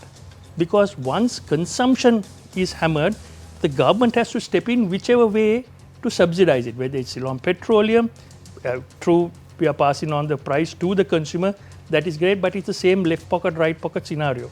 Because when Ceylon Petroleum increases prices, those prices have a cascading effect on the real economy.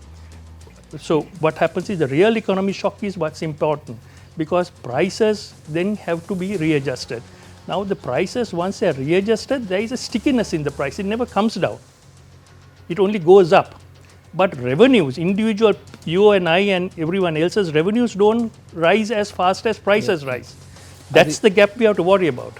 That is something that we are, like in every crisis, that is one of the things that we keep saying, that apparently wages do not rise, but all the other things do. Asanga, with regard to a possible recession, are we looking at in terms of that, and what kind of measures would, especially the United States, if they led the way in order to create this mess, would you think that they could lead the way in order to make sure that the markets would be not hampered by this in a very negative way? Because there are two areas of focus. Trump wants America to get into that sweet spot of economic dominance, which is exactly what we are seeing, where he does not want the economic superiority to go towards the East or towards China or towards any of those nations. So in order to keep that, we see this bullish approach by America. So what do you think in terms of that is truly, honestly, is the West's dominance over economies is over, or are we just, basically delaying the whole fall off? Well, that's a very important observation by you. There's a lot in your question, but the unipolar, of course, it's I want to revisit the unipolar moment. That's one of the discussions that is there. But most of these actions are unilateral. So what he has taken, first it was a discussion about Greenland, then it moved to Iran. But what I mentioned earlier of the basically trapping by the escalation trap. Now there are two theaters in the escalation trap. One is Iran, one is in Ukraine.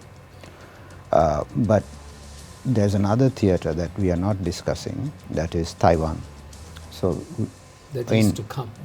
Exactly. So in the geopolitics in our desk, we have that also. While we were talking about Greenland, a few of our researchers in Washington was speaking about Iran very seriously, and if Iran escalates, then we are looking at a world war sort of, which is many regions are involved now. So I think very important what Dr. Roshana mentioned about building protection systems in our society at the grassroots level, at the village level. So that's what's practical for us to do right now, because we know for sure that it's going to be a protracted course, kind of a long war in terms of geopolitical analysis. So 3 weeks for sure from now, because of the Okinawa fleet has also joined, 2,000 troops also joined. That's an amphibious troops operation going on. If they are strategizing something like that. So you're looking at 3 weeks more, definitely. And it could be 3 months more. So protection system for the Gram Niladhari, the 14,000 Gram Niladhari level, to reduce the pressure of the government, because there will be ample pressure built up in the government, political opposition, various other things, because we came out of a crisis and people's expectations are also quite high. And what Dr. Kenneth mentioned on the long-term strategic thinking is also important to bring in. This is what we could do at the local level, but when we look at your question on Trump's intervention, will it stop and how, I don't think that because it's none of the strategic community can understand his sort of immediate reactionary decisions that's going on. So we would have to prepare for all this. But one of the things that we have to understand is like Russia is benefiting from this war. Very much. Yeah, so 150 million, apparently 10 billion he has gained for the last several days, which had become a problem to Ukraine. Now, some of the intelligence that was US intelligence that was provided to Ukraine to attack Russia Now Russia is doing kind of the reverse, that Russians are supplying to Iran to do, whatever the attacks in the Gulf. So you see all these geopolitical angles that's going on, but countries like Sri Lanka, India, and if you look at Dr. Jayashankar's recent meeting, phone call with the Iranian foreign minister on BRICS related. So they keep doing what they're doing despite these issues and the geopolitical context. I think what President has done is also quite remarkable on not inviting any ships, because we don't want to get entangled in any of these messes that we have not. We have become a victim. Most of our countries have become victims. But there are issues which we have to face, and we have to be proactive, such as the logistics exchange agreements we have signed back then in 2019. I'm talking about the AXA extension, AXA exchange, cross-exchange agreement with the US. So that there is a clause saying that we have to give replenishment as well as provision, logistic supplies when you're not armed, I think not armed aircraft or whatever when it comes. So those are things that we have signed in the past. But we need to prepare for all these scenarios. And what's important is protecting the most vulnerable in our society and understand the regional geopolitical context. Indeed,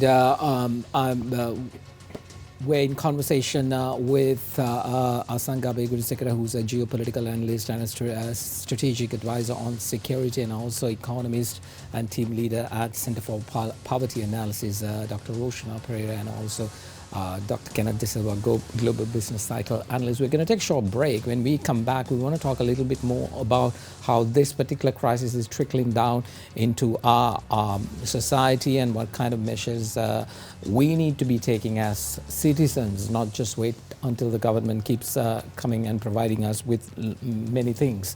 And also what kind of a role that India can play. Should Sri Lanka be, seeking more safe haven within India in this geopolitical mess that keeps happening? India seems to be taking a defining position all the time. They wanted to speak to Russia. They spoke to Russia. At the time, the United States said no, but then India is India. So we do have a strong neighbor. What kind of geopolitical strategy should Sri Lanka adopt? All that coming up later on. Let's take a short break. You're watching our special report, War Beyond Borders.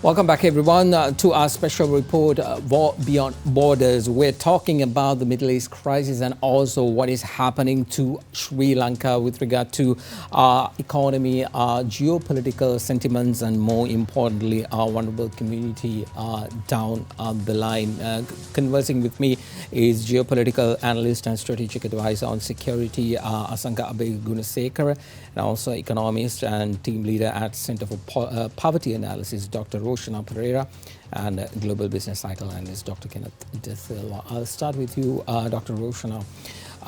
In terms of, if you are to advocate the government right now that Sri Lanka needs to be thinking about food, thinking about poverty alleviation, and to make sure that these communities do not become victims, because the moment that they become victims, it's another burden to the coffers in order to take care of them. And that particular number has increased. The level of poverty has increased in this country, despite the fact that we say the economy has grown marginally in some certain, I mean, like if you ask the government, they will say exceptionally, but to a certain extent it has grown. But in a scenario like that, yet the amount of people who fall into poverty continues to rise. So there's a little bit of a contradictory sentiments between the two. So what do you think that we really need to do? Let's say the people of this country, understanding the situation where we are in right now in terms of our food, in terms of our fuel, in terms of our resources, in terms of our energy, all these areas that will get impacted. What are the areas that people need to be focusing really on? Is it keep savings more? Is it keep investing more? What exactly is your sentiment on that? So I think that's a big question, but I think to look at the economy as a whole, I would say Sri Lanka or the government and successive governments, I mean particularly after the crisis, we have taken some measures to at least cushion the immediate impact. So you have to give credit to with the IMF particularly with the IMF program, we built in some mechanisms that help to protect and cushion us from this crisis. So as I told you about the automatic pricing formula, the tax reforms, which gave us some cushion on taxes, addressing inflation, plus building some foreign reserve buffers.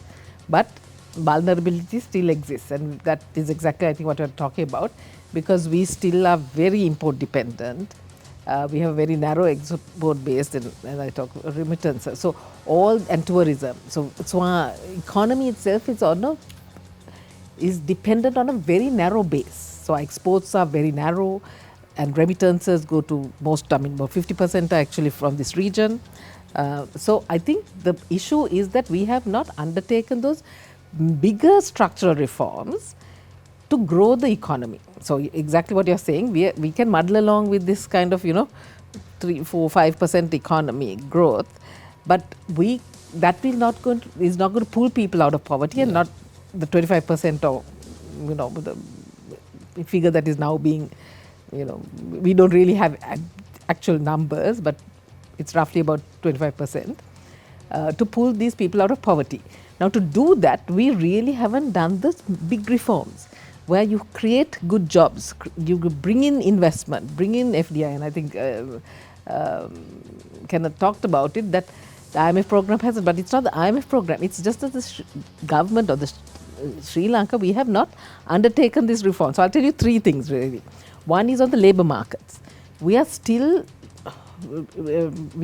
stuck with labour laws, which we enacted in about the 19th century, which are completely restrictive. They restrict, and so why would investors come in here? As a result, we have workers going out into countries where labour markets are much more flexible.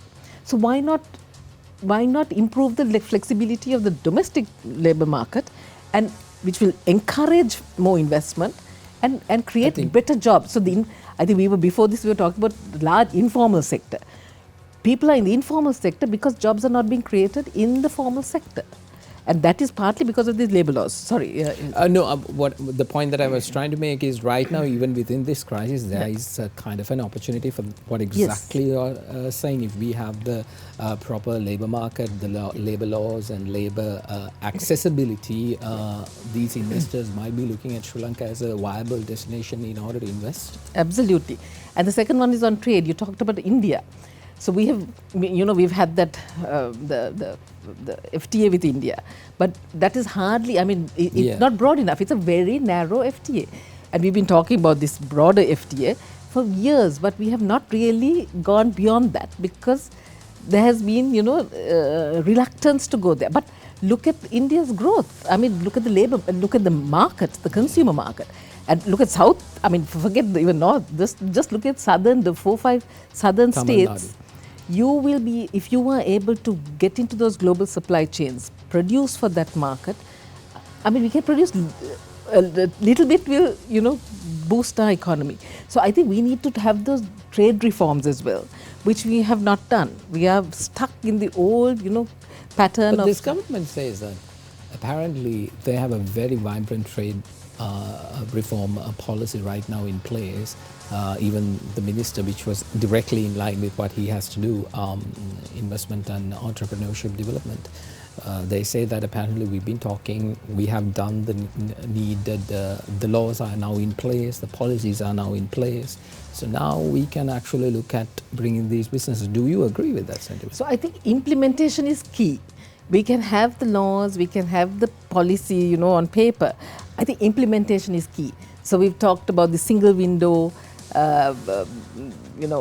various trade, para-tariff reforms, many other things which doesn't come to my mind immediately. But we have talked about these for many years. I think the last budget also there was, several areas for trade reform. I think implementation is key. The intention may be there, but I think implementation is key. And unless we do these, already we have missed the bus by not doing it early. But I think even now, given we are facing multiple crises, I think we need to get going and get these done. And I think people will be open to having these, doing these reforms. Dr. Gann, what Dr. Roshana said, India, southern India even, we haven't been able to crack that code for quite some time. What do you think? Yeah, just to add a few points to what Dr. Roshana said, I agree with the overall reform structure, not the way she articulated it. Labor is only one component of the overall cost structure of a company setting up operation here. Remember that. Just because you give labor flexibility, we will attract investment in the BPO and KPO sector, which is already happening. Now, the type of revenue mix is what we have to be worried about. We can attract labor with reforms. Already young people are in KPOs and BPOs, and it's yielding us about $1 billion on a gross basis. So that labor reform is there. Technically, people are on contract basis. They don't have fixed contracts. They don't pay EPF, ETF. That is there. So many of these people are now in the Port City Act, and they get paid dollars. So young people are moving into that direction. So we find the KPO and BPO doing well. But in the manufacturing space, that doesn't really help, because you take the cost item wise, part of those cost items are reflective of the bottom line that the company is going to make. So large manufacturing, large industries which are talking, get into the supply chain, bring in the supply chain, tap into that, doesn't really kind of cut well with that kind of thought process. That's where I have a bit of a disconnect with the traditional way of looking at economics and a more business perspective in this sense. Because if you are serious about investment, large investors, first thing they look is logistics, obviously. Then the supply chain, proximity to markets. So access to markets become a key point, because once you produce, you have to get it out of the country as quickly and as cheaply as possible, which is where Hambantota came into play. Because the proximity of Hambantota airport, Hambantota ports, it is within that radius itself. So that whole logistical arrangement was there, but we didn't make use of it, sadly. So that was a lost opportunity there. So like that, Sri Lanka has the mechanisms to attract investments on a large scale. Don't get me wrong, right? But we have to be serious about investment, because looking at only labor laws is not going to cut it, as I said. No, but in terms of India, I'm going to come to India. India, we have an FTA with India, right? Our net, India has a trade surplus with us, $4.5 billion surplus annually. We export, I think, next to nothing. Very small. So there's a huge imbalance between us, as opposed to what the US has. We have a surplus here. US has a surplus with us. In the context of India, India has a huge surplus. Now, are we saying that we want to liberalize more? Now, the question is, when we liberalize, what do we have to export? Do we have the goods to export? The answer is no. Otherwise, we would have already captured that market. Because look at what is India exporting to Sri Lanka. All the electronics, all the vehicles, consumer goods, right? You name it, the list is there. You look at the brands out there in India that are manufacturing. Give me one brand that is in manufacturing in Sri Lanka apart from Damro. India? No. In Sri Lanka, the large manufacturing companies who are out in the global space, competing on an equal footing and gaining market share. See, only when you gain market share that we can expand the GDP. Because GDP is nothing but a revenue function. And the revenue function depends on what you produce and sell globally and what you produce locally. It's the sum of those two. Right? If we are serious about competing on a global stage, then all these cost elements need to be looked at, from energy, transportation, from our input cost, from printing materials, packaging, because you can't do in isolation exports. Lots of economists come and say, oh, we must improve exports. We must export more. But what are we exporting? Still garments. 50% of our exports are garments. The value addition of that is only marginal because there is a 40% cost factor because we import half the raw materials and all that we use for re-exporting. So net there is about a $2.5 billion surplus from garments.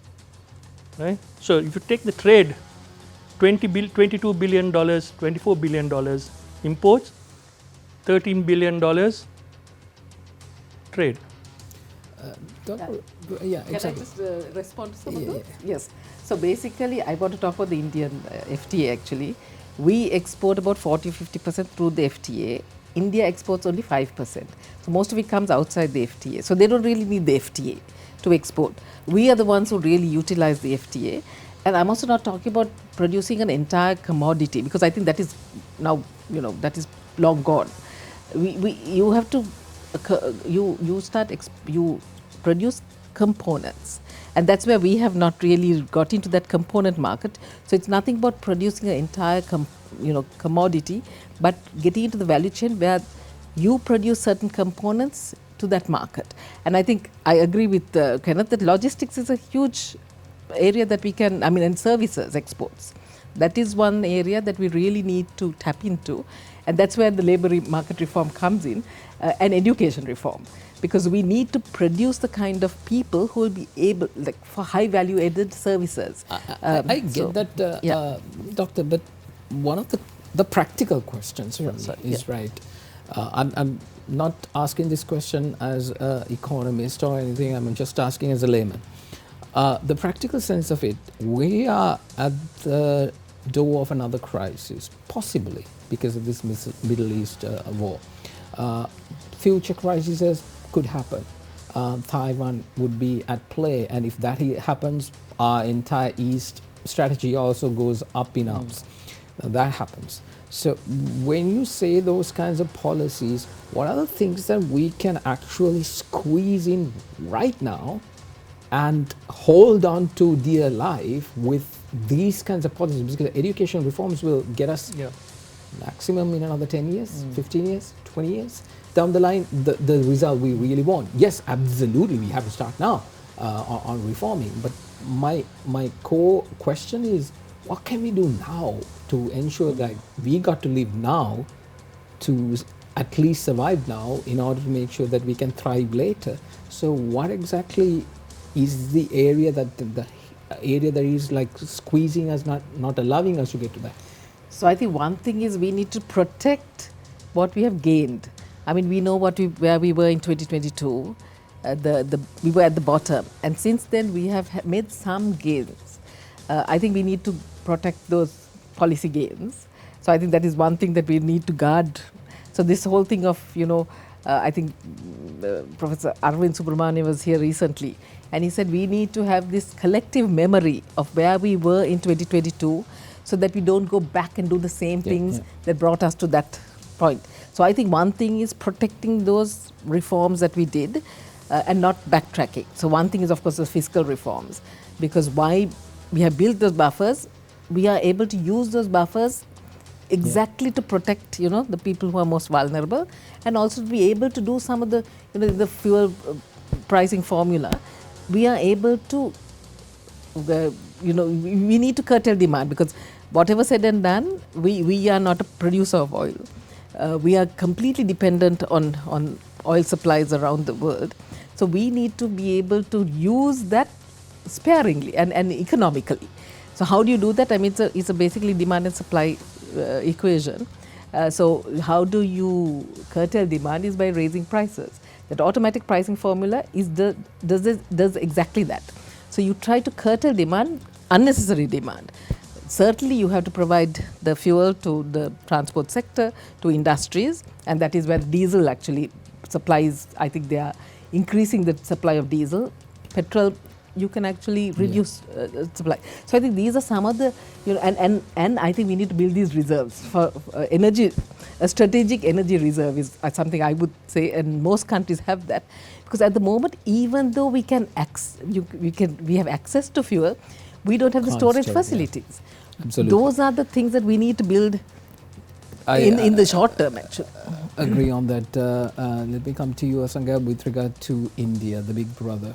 That particular umbrella, what I was talking on about earlier on, why not actually get the support of India and make sure that even when it comes to crises, like let's say in a situation where Trump says, well, I want some kind of a base here because I can reach Iran very quickly from Sri Lanka. Diego Garcia is there underneath. He wants to say, he's that kind of a person who will say, the moment he gets to know that Sri Lanka said no to aircrafts being landed here, and that goes to his ear, he will be throw up a midnight tweet and then scream towards Sri Lanka. That might happen.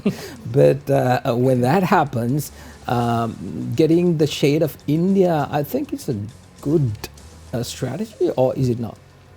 So I'll be talking about that in 2 days in Thailand, about India's role in this war. Because they're very silent on this.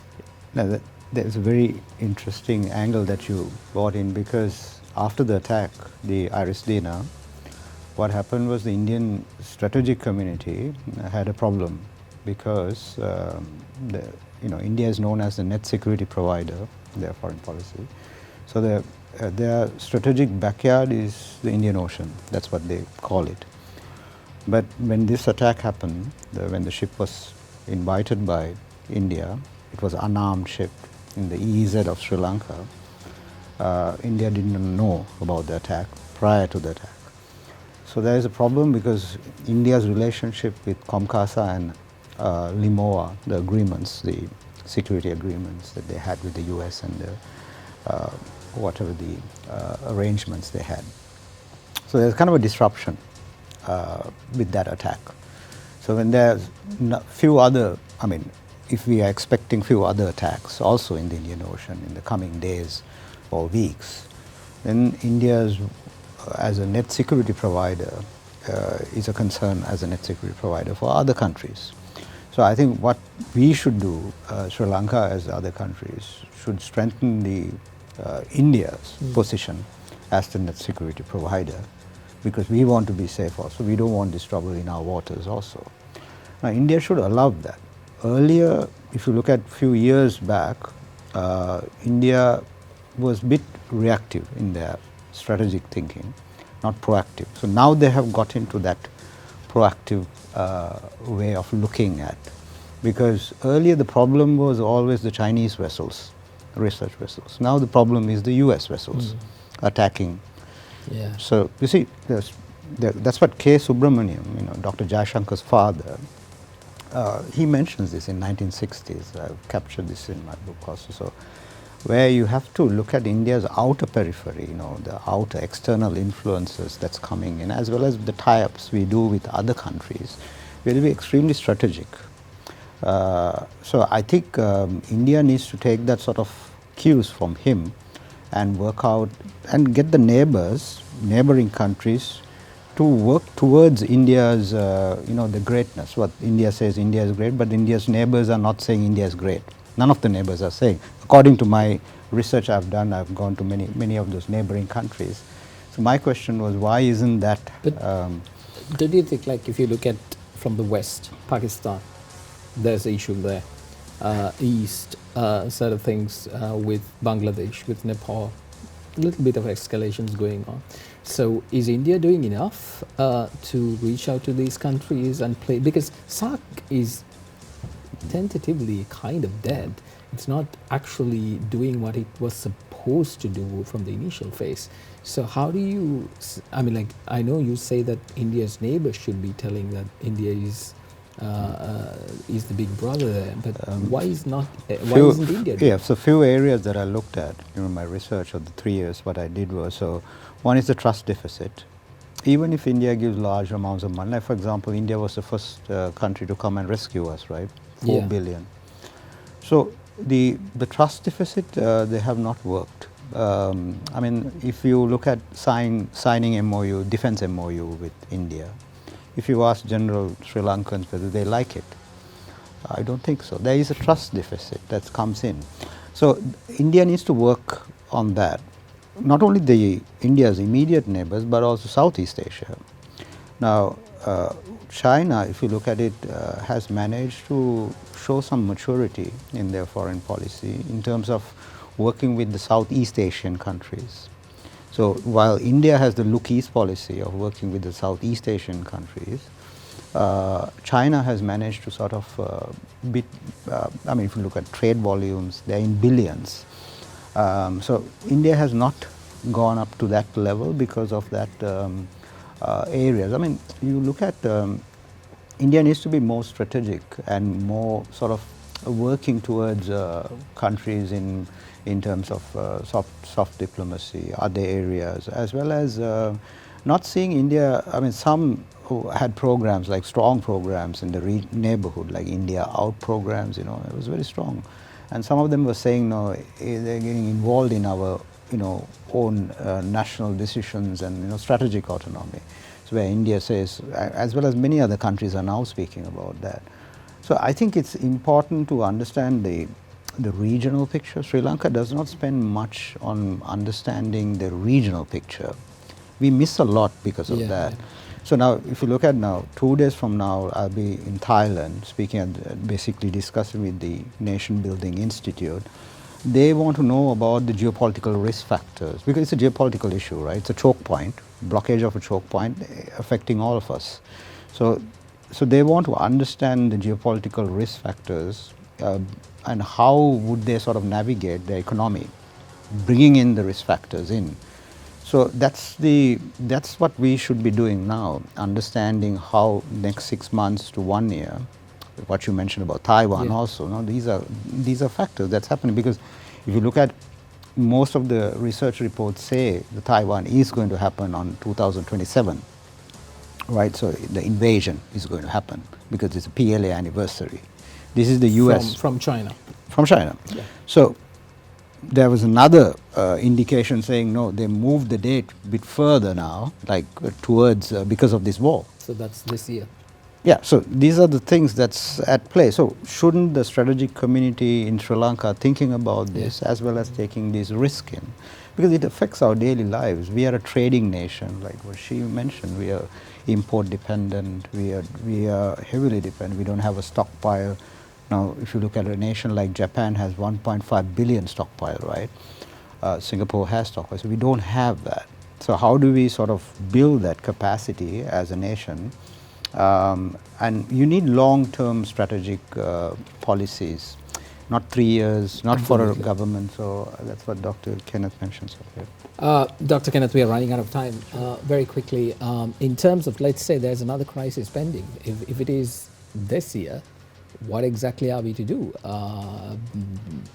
Just from this crisis to the next, how are we to keep going on? Dr. Roshana talked about, we have to keep the reserves, building the reserves and ensuring that we can have that buffer. But if this buffer is getting hammered all the time, where can we learn to? I'll give you like a minute because we really have to break the news. No, I mean, we are still not heavily exposed in terms of our cash flow buffers that we have, because we still have a relatively small surplus that we can, take comfort in, but that's not going to last if this is a protracted conflict and it's seemingly becoming that. That's where the danger is, and that's where we look at the numbers. If you look at the numbers don't stack up with the debt servicing coming. We are heading into a definite cash flow crisis, and that cash flow crisis will translate into a more tangible real economic crisis where poverty and etc. The poor of the poor will get affected once again, and there again that fiscal space is not with the government, even though we are ramped up revenue to 15% of GDP as conformity to the IMF program. That's all good. That is rupee revenue which ultimately have to be converted, because remember, debt servicing is 60% of our revenue is used for debt servicing, which is a sizable amount. So we don't have any space. Another conflict of that, rising inflation, your cost of debt starts to go up, then your debt servicing increases. On top of that, your external revenues drop, then our debt servicing of external debt becomes a sticky point, and therefore we are not really out of the woods, and hopefully we have some contingency plans in place. We should be now talking to partners in the region for bilateral credit lines, etc., and not wait till a crisis, really a full-blown crisis, hits Sri Lanka. Indeed, Dr. Roshan, I'll give you the last word. Yeah, so I think what we have to understand is Sri Lanka is going to continue to face crises. As I think everybody has said, we need to be better prepared, build the buffers, maintain this policy discipline. So it's not that we will not, or the question is not whether we will ever face shocks, but whether we are ready when they do. So we need to build that resilience. Unfortunately, we should have built it in good times, so that we are better able to face crises better able to face crises. Indeed. All right. Thank you very much, geopolitical analyst and strategic advisor on security, Asanka Abhiyagunsekara, for coming on the show. Really appreciate it. And also economist and team leader at Center for Poverty Analysis, Dr. Roshan Aparita, and of course, global business cycle analyst, Dr. Kenneth Disalvar. Thank you very much for being here. Well, that's all the time we have for you tonight on this special report. Well, this is a conflict that is evolving. So obviously we will be keeping you updated on this as we move on. Thank you very much for watching. Have a good night.